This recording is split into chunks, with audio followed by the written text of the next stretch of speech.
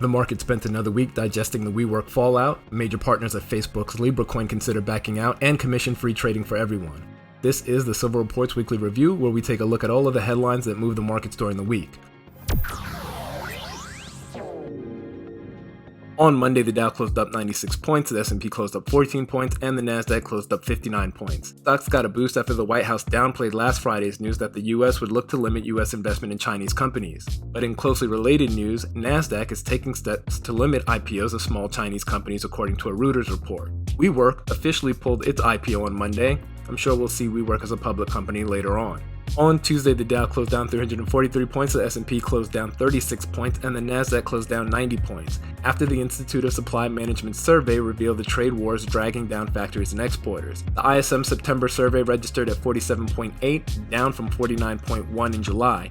Any reading below 50% indicates contraction. In other news, leaked audio out of Facebook revealed that Mark Zuckerberg views an Elizabeth Warren presidency as a threat to Facebook. Facebook was down on the day. Nike filed a patent infringement suit against Skechers. Examples of the infringement are on the screen.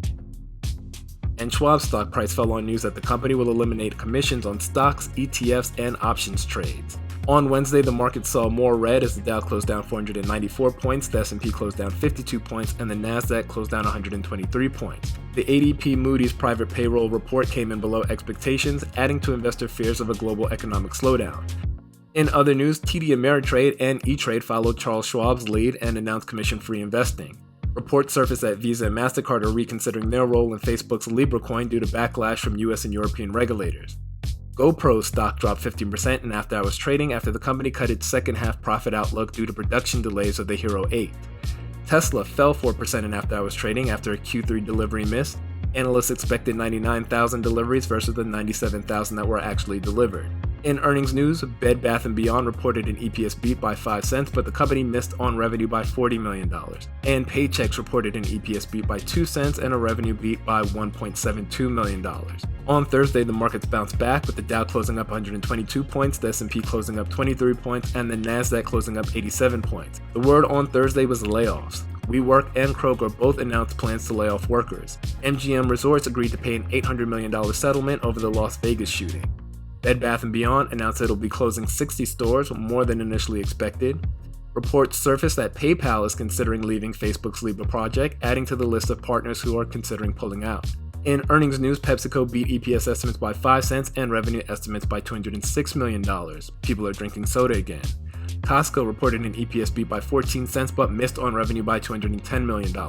And Constellation Brands reported an EPS beat by 29 cents and revenue of $2.3 billion was in line with estimates. On Friday, the three major markets were up for a second day in a row. The Dow closed up 372 points, the S&P closed up 41 points, and the Nasdaq closed up 110 points. The markets were able to close up despite a jobs number that came in below analysts' expectations. The U.S. added 136,000 jobs. Analysts expected 150,000 jobs to be added. The September jobs number marks the slowest pace of growth in 4 months. The good news is unemployment fell to a 5-decade low of 3.5%. Overall, the Dow and S&P 500 closed down on the week, the Nasdaq closed up on the week. In crypto news, Bitcoin appears to be using the $8,000 level as support and has moved up slightly from last week's close. Bitcoin was trading at $8,192 at the time of this recording. Ethereum saw a slight increase on the week. Ethereum was trading at $177.90.